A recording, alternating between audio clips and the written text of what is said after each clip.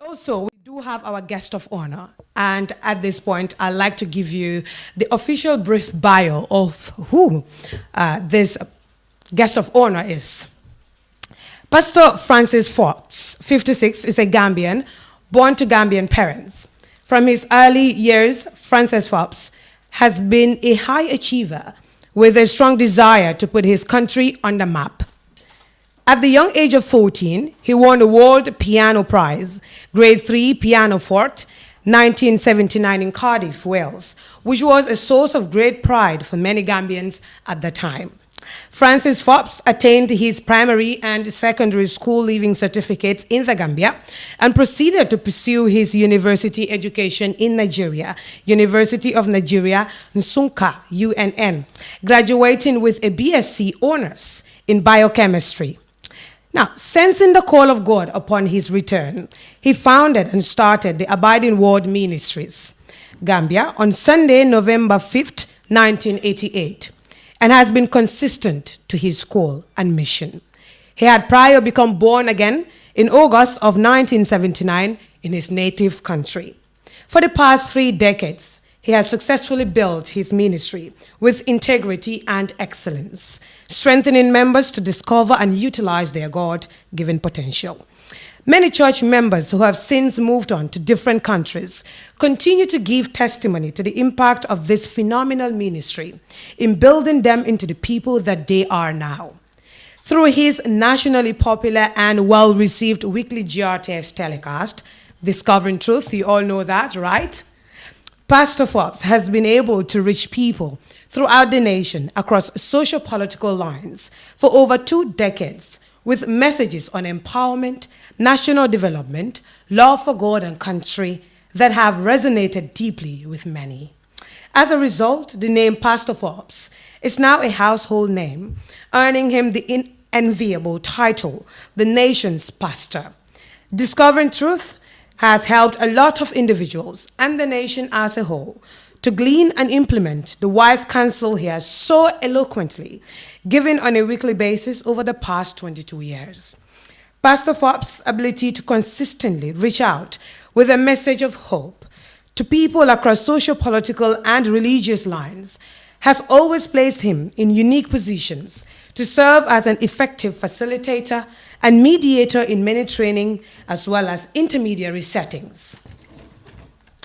Pastor Forbes is a widely read and objective minister whose integrity and sense of focus have been tested over time and proven untainted.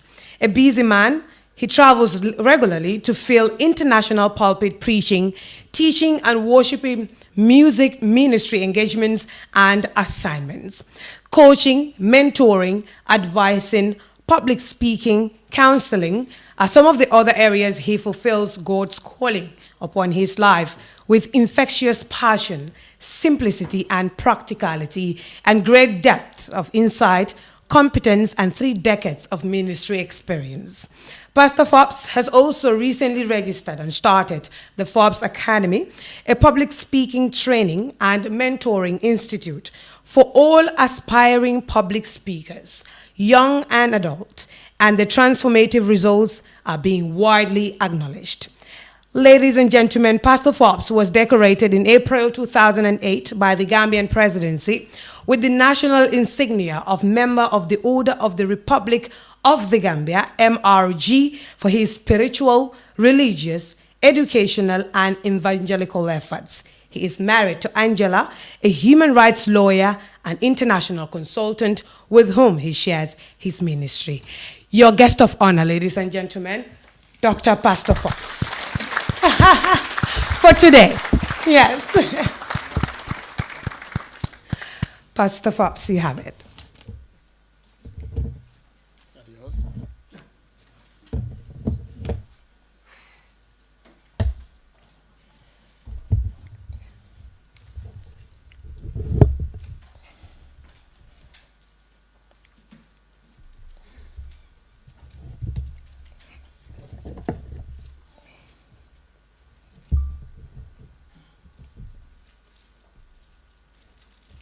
Thank you, Fatu.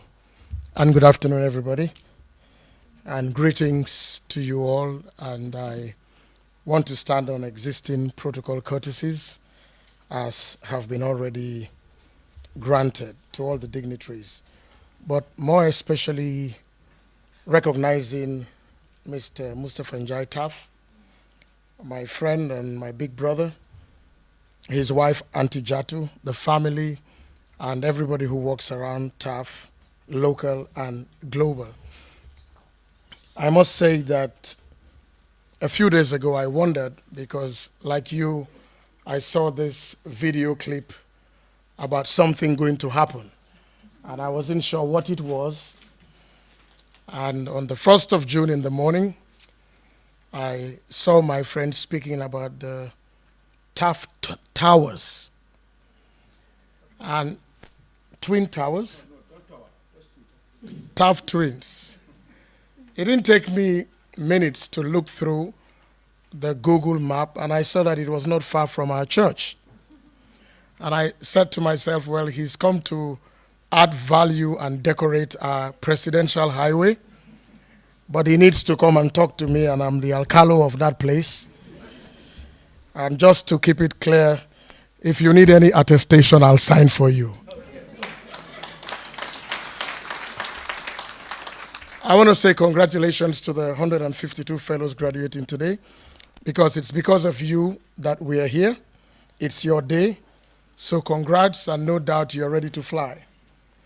You, like your predecessors before you, have been tailor-trained in 12 thematic areas, as have been told you. You know the ICE, FADE, and CHIP being CCHIP. And that is your roadmap. That's your toolbox containing your toolkits. These 12 areas of valuable and foundational attitudes and dispositions in business and functionally productive life endeavors are value added in every way. And they give you the tools for becoming influencers and change agents to your peers and to all of us in society. And so it makes us particularly encouraged, and I hope and believe more so for our country, especially at this time, because what we see here is one practical and lasting way to curb youth unemployment and its attendant worrisome societal and ultimately national malaise. The proper training of our youth in skill development and empowerment helps curb vices that emanate from and probably are induced by boredom and lack. And the training therefore enhances our internal peace, tranquility, and the Gambian sense of security, that which we have always cherished and been known for as a people, as a country, and that which we trust will save us from a possible spiral down into a societal self-destruct. So this training is commendable, and except my eyes don't serve me well, I probably personally would have wished more of the executive to be seated here. My role this morning to you, the 152, is to encourage you, challenge you, and fire you up to excel. So I speak primarily to you. Also, I carry in my heart the alumni, the staff, the prospective new intake cohort, and everyone else, including and especially those of our international online guests, participants, and the audience who we can't see, but we know are watching, are listening, and are participating. Help me to welcome them, please.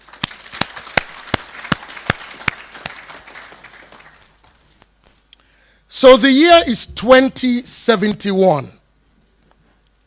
You are now in your 70s, quadrant 4. You are taking stock and you are looking back at your life proudly, or wishing ... because posterity is now speaking loudly to you about opportunities, open doors, chances that came your way in the prime of your life that you utilized well, or unfortunately missed out repeatedly?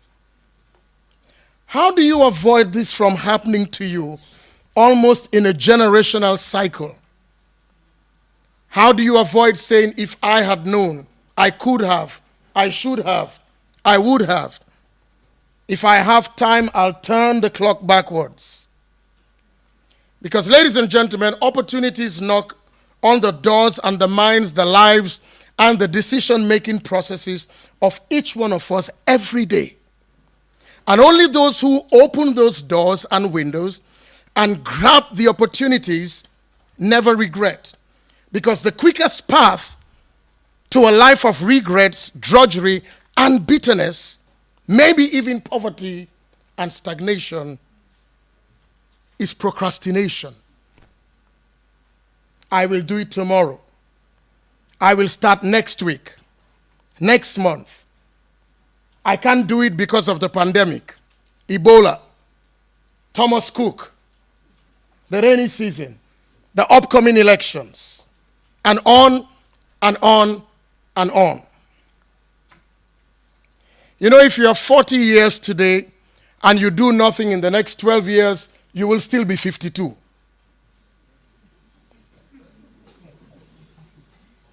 Tomorrow never comes. At best, today is yesterday's tomorrow. And tomorrow, today will be the yesterday we talked about now. So it never comes. In my growing up days as a young Gambian boy, as my memory serves me, almost everyone at the top of any organization, institution, or enterprise here in the Gambia, and possibly around the world, whether in civil service or in the private sector, was always in their late 50s or early 60s. It kind of gave us the impression that your best only showed up when you were 60. Not very encouraging for you. But that has radically changed over the last 2 decades, globally. Or maybe I should qualify it, except in one particular continental political sphere, where the people are holding on strong and not wanting to relinquish power. But here we are. Globally, it is changing. And with the 152 of you, we can see average age or range 18 to 30. We've seen indigenous startups, ingenious startups. You go to the trade fair, you see things that warm your heart because Gambian young people are rising up. Last year, I was privileged to be one of 7 judges at the Heroes Award by the Fatu Network. And when we were going through all the nominations and shortlisting, there were 1,538 entries. It took us from 8 p.m. to 2 a.m. in the morning. And all of those ones qualified. You know, you have a problem when a university wants to accept you when you only have A grades. But they only have space for 10, and there are 47 A's. Then A becomes different because there are A's which are A's that escaped B+, and there are A's which are A's because they're A's. But it was such a joy. 1,538 entries, sir, of Gambian young people doing things by themselves. And let me borrow from Mr. Njai, doing things by themselves, sponsoring themselves, and not always stretching their hands for help.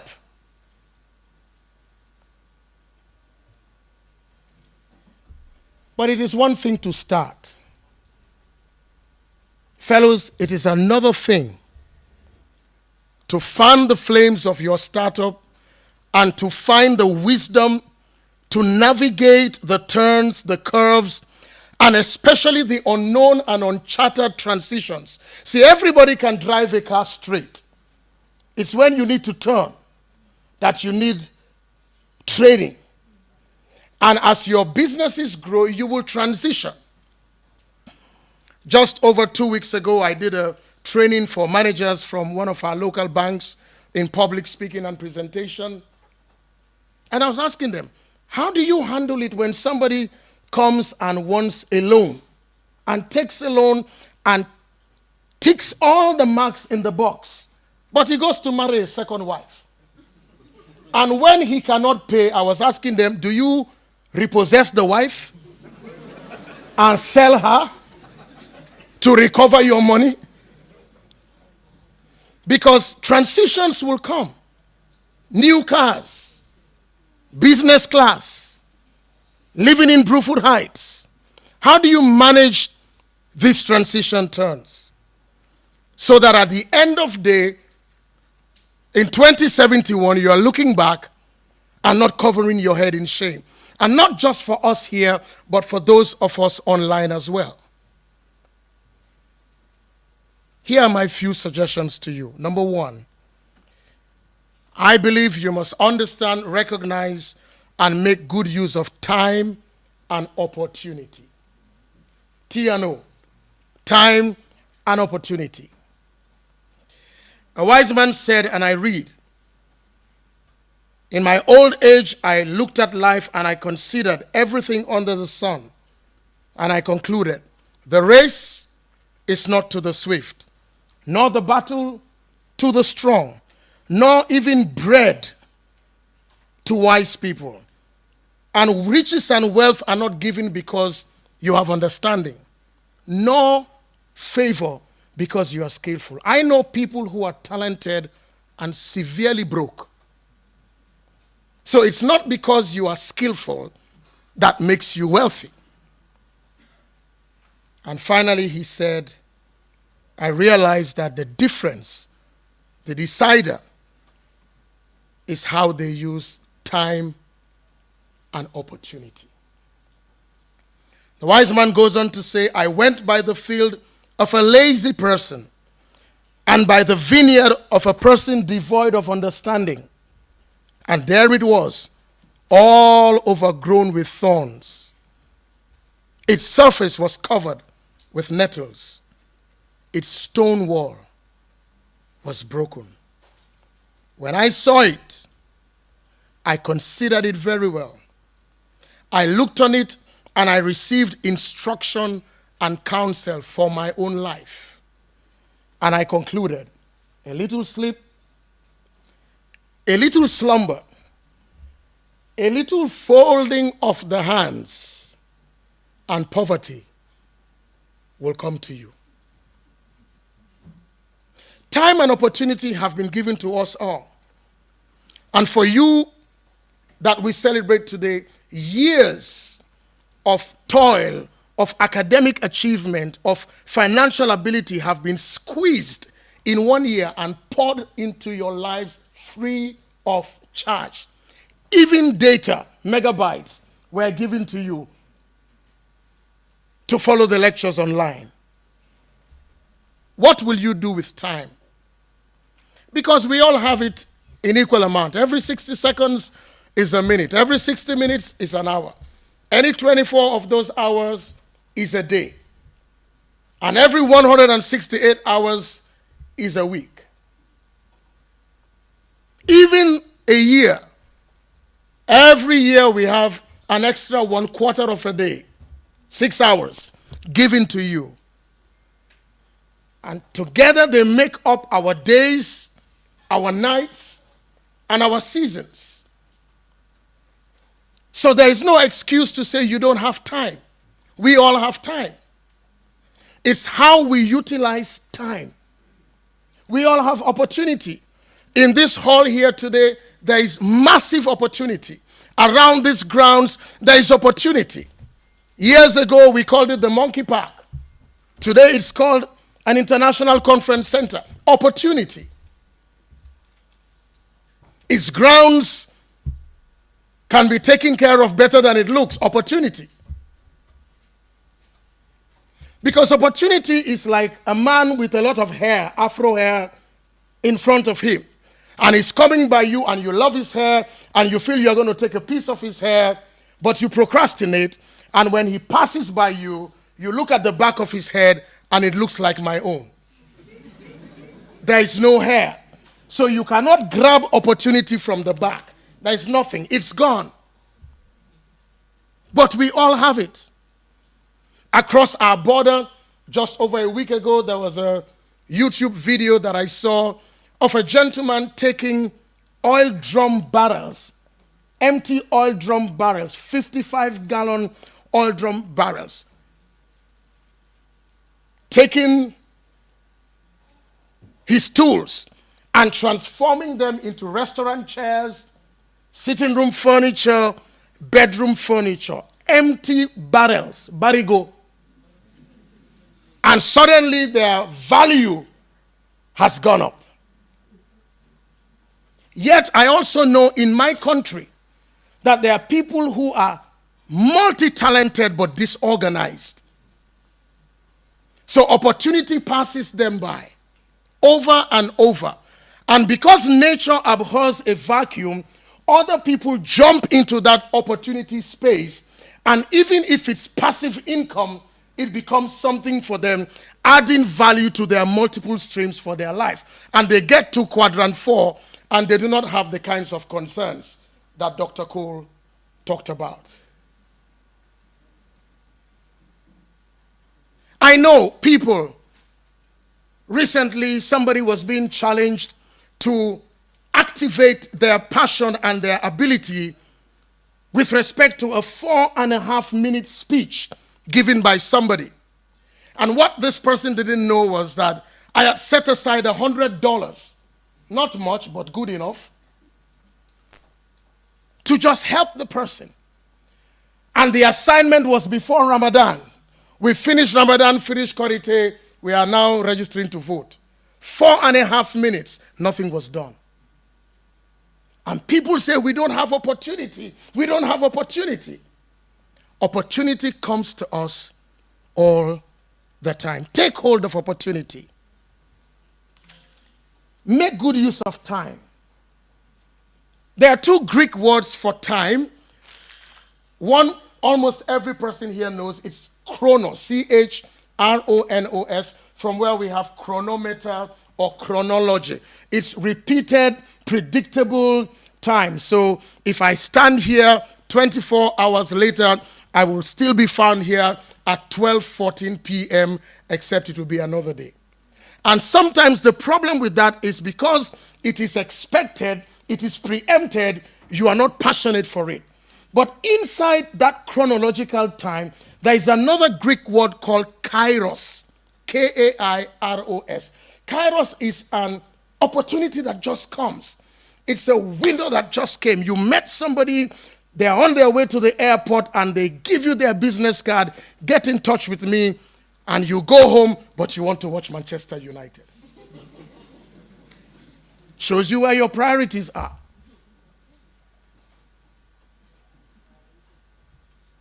I believe if you use this 12 theme areas, each one of you, and like Mr. Njai said, even if you use one, integrity, it can open doors for you that money cannot buy. Just integrity.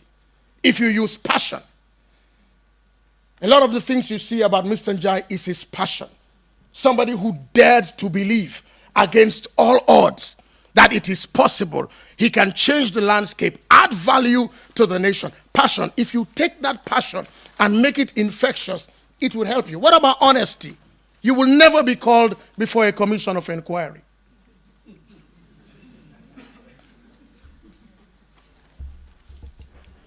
Number 2, not only must you know time and opportunity, I want you to have a transformer's mindset. Think out of the box. Break the box. Create new paradigms. Create new atmospheres. The good book says, as a person thinks in their heart, so they are. There are people you can tell 10 things about life, and they'll give you 45 reasons why it will never work. It's just that's just them. That's just them. And while they're giving you the 45, 80 people are doing exactly what they told you was not possible. And I don't know whether this is an English word, but you must be helpable for us to help you.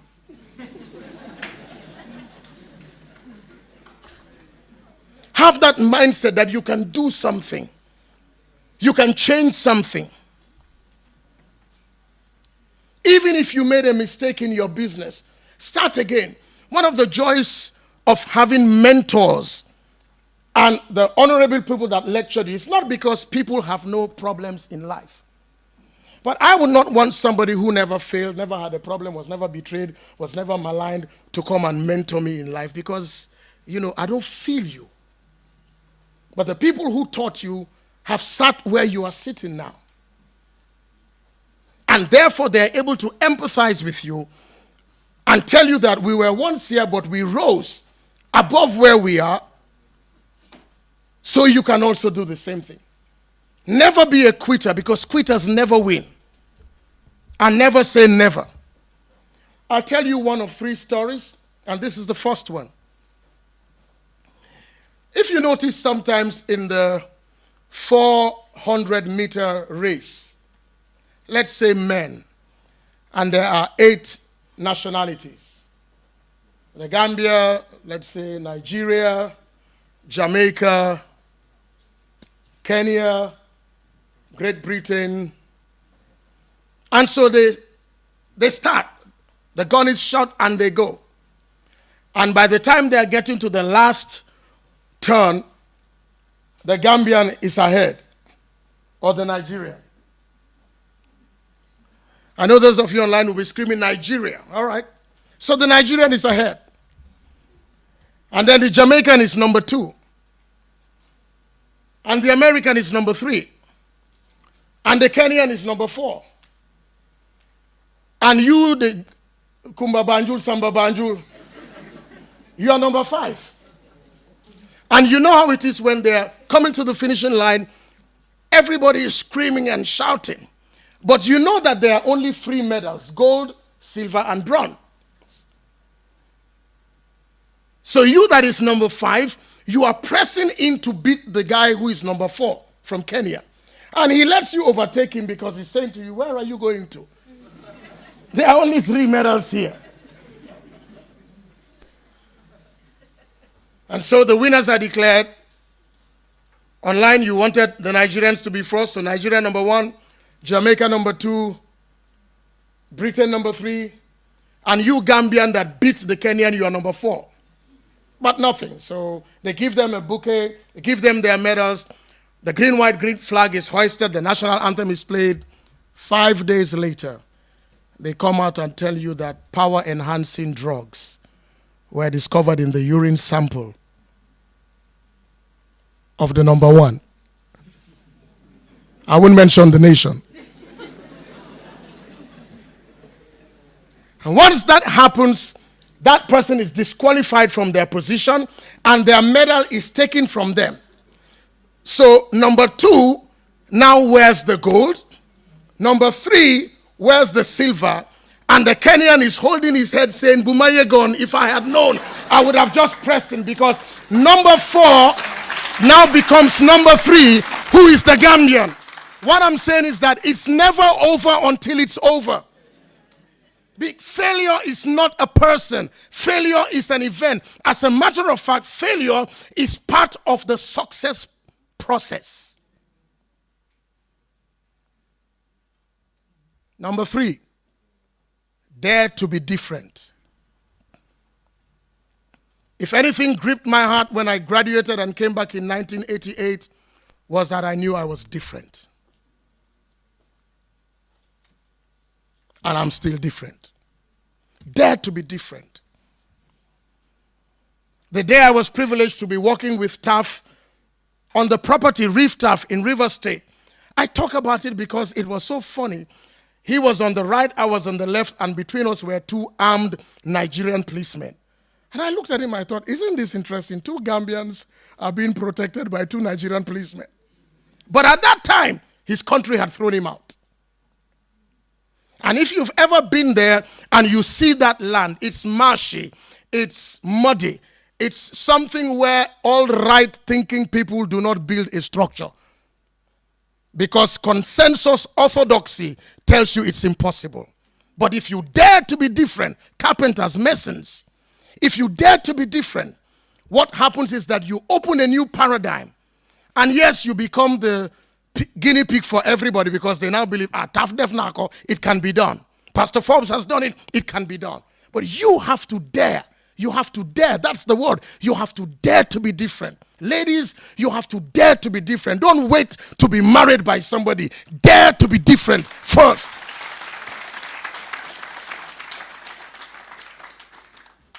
We are being told of 1 million homes across Africa in the next 20 years. You know what that means? It means 50,000 homes every year. When people tell you that, you know, you build in your mind's eye their structure. You expect them to be as big as Shaquille O'Neal. And then when you meet him, you know he's nowhere near Shaquille O'Neal. I remember many, many years ago in the former republic, I had a meeting and I went to the office of the president. I was actually meeting with the former president then. And all the soldiers were, Pastor Forbes, discovering the truth. Yeah, Pastor Forbes. And there was this cleaner lady. I'm sure she thought I am not Gambian. I don't speak Wolof. And she just said, Hai ndeke kinilagate. For those of you who don't understand, said, is this how short he is? Because behind the TV screen, you look so big. Fatu, you are not the only one. She was shocked.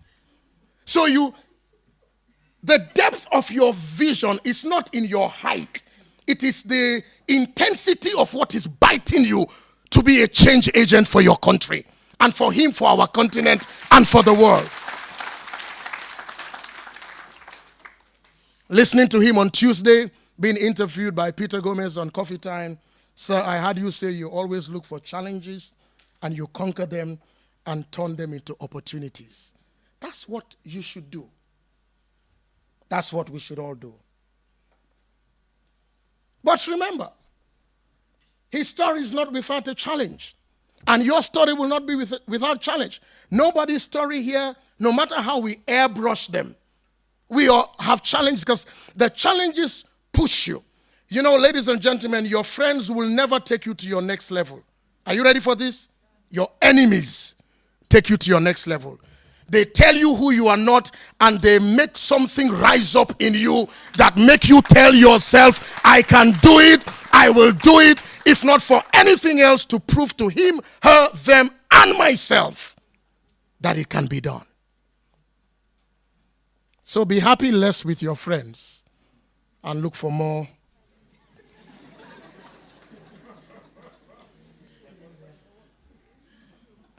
We celebrate TAF. I celebrate him personally. We celebrate him sub-regionally, continentally, globally. And yet when you see him, you see a humble man, approachable, somebody never hiding secrets, always lifting up his own kith and kin, a true Pan-Africanist in every sense of the word. Congratulations, sir. Let me ask you, especially those of you online from Nigeria, and in this hall, how many non-Nigerian African names do you know of in Nigeria? Nigeria is big. 200 million people. So for you to edge your way through those big names and shoot up and touch the top magazines, there must be something about you. Because Nigeria is huge.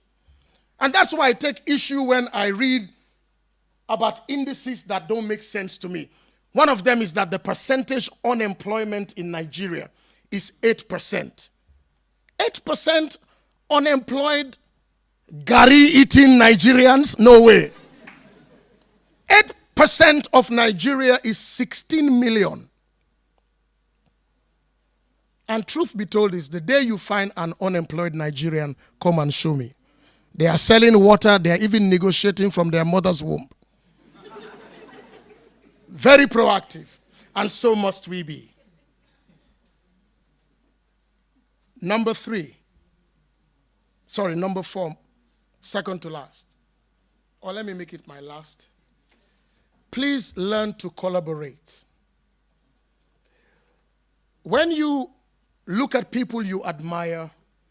Try and look for some things that are key in their lives. With TAF, apart from his generosity, his simplicity, his largesse, is how he truly exemplifies the things we talk about in conferences about being Africa, one passport and all that. He exemplifies it so naturally in his life, in the people he deals with, and his employment.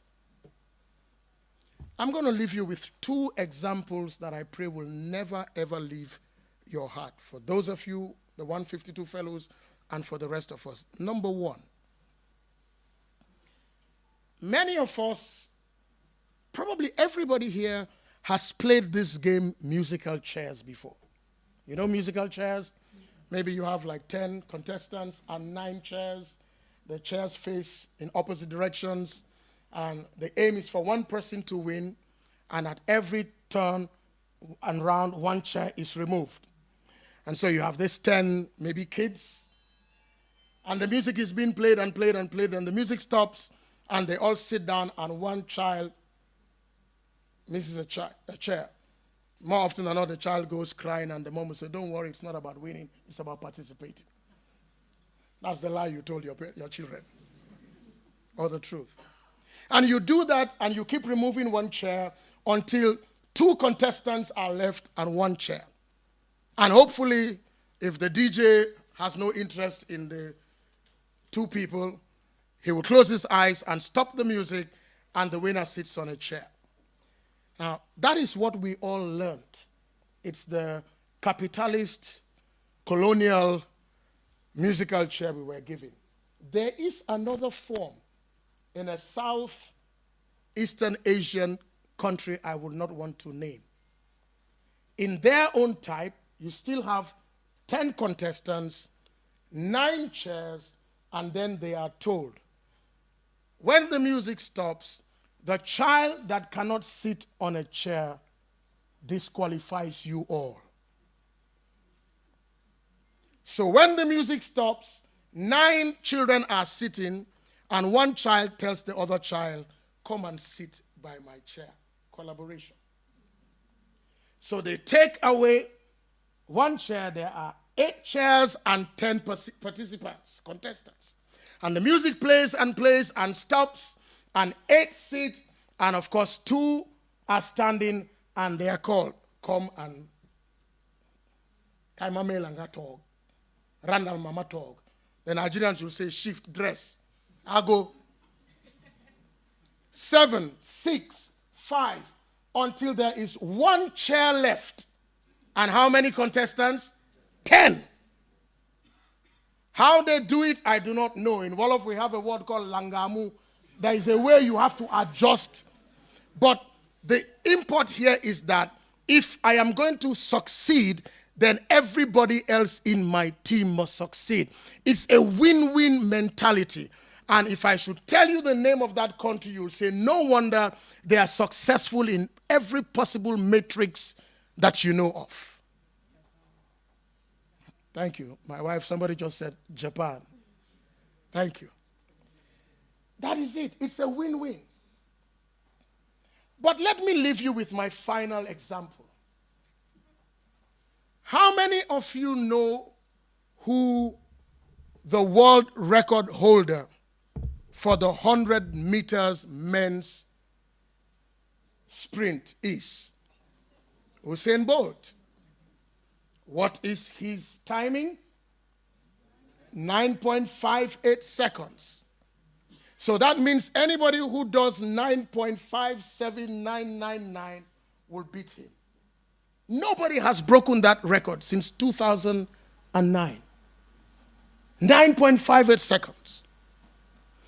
The world record hold for the 4x100 men's relay is held by which team? The Jamaican team. Carter and other people, including Bolt himself. Now, do you know what their score is? Their timing is 36.84 seconds. Pick out your calculator and do the math. 4 men, including Usain Bolt, who clocked 9.58 and holds the world title, 4 men have run in 36.84 seconds. If you do the math, you come out to 9.21. 37 seconds faster than Usain Bolt's world record. So even in his team, he ran faster than when he ran alone. Need I tell you, this is not rocket science, that the speed, the average speed of a team that is together, that is bound together, that understands collaboration, that understands that I don't have to be Mandinka, Aku, Zimbabwean, I don't have to come from Senegal, but if we say we are African, and if we say we are Gambian, and hold one passport together, if we collaborate and work together, we will win, and our speed will be faster than the fastest individual runner in the Gambia.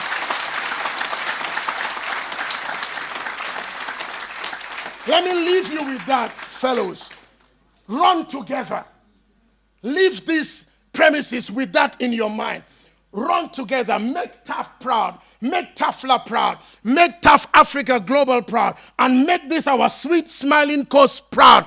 And make your families proud, because you understand that none of us is as good as all of us put together. And let's trample tribalism, trample all these things on foot, work together as one people under one God, and bring the levels of prosperity and success that we have never seen. 37 seconds, if only he knew.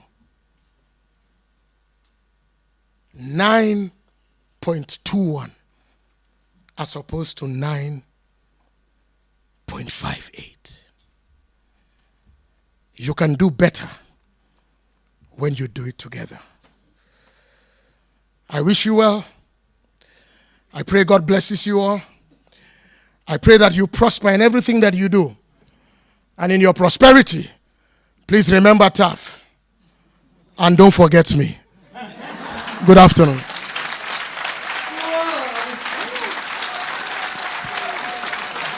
Whoa. Wow. Wow. That was terrific. Indeed.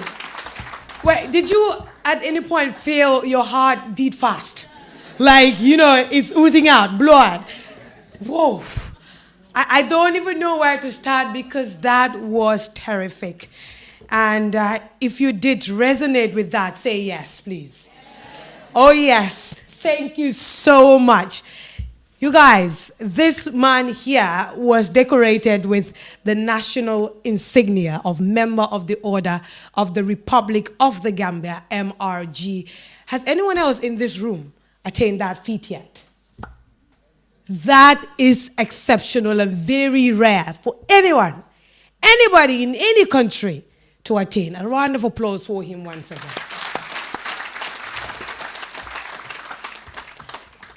Quite a lot of things he said, and that felt like a leadership or an academy of a one-year academy summarized in about 20 or 30 minutes. And I would say it's a whole lot that we're taking out from that today. And we're going to go home today reformed, as reformed leaders, because everything else we're hearing here is adding up to everything we've learned for the past 12 months. As human beings, I think somehow it's in our nature to blame situations or other things for our failures, right? I engage with officials and they say, oh, that project could not happen because the COVID-19 pandemic. Everything else was on the COVID-19 pandemic. And when will we stop blaming situations for our failures? And for me, I think what he said about time and opportunity is something that we should all ponder over, right? As young people, we are oftentimes faced with opportunities, but maximizing these opportunities is where the problem comes in. And then we sit back and say, oh, but it was not this, so I could not. It was not, it was too this for my this. Try. When I get projects sometimes, I don't meet all the criteria, but I try and learn in the process, do research about those things, and eventually I am able to deliver my deliverables. But how many other people, how many of us are thinking in that dimension?